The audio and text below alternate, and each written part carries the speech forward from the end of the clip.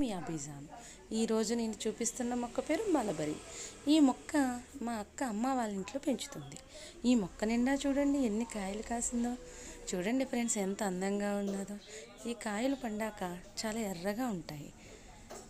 ఇవి తింటే పుల్ల పుల్లగా ఉంటాయి. ఇవి చూడడానికి సేమ్ ద్రాక్ష పళ్ళులా ఉంటాయి. ఫస్ట్ బేబీ పింక్ కలర్లో ఉంటాయి, తర్వాత కొన్ని రోజులు అయ్యాక చాలా ఎర్రగా కాస్తాయి ఫ్రెండ్స్.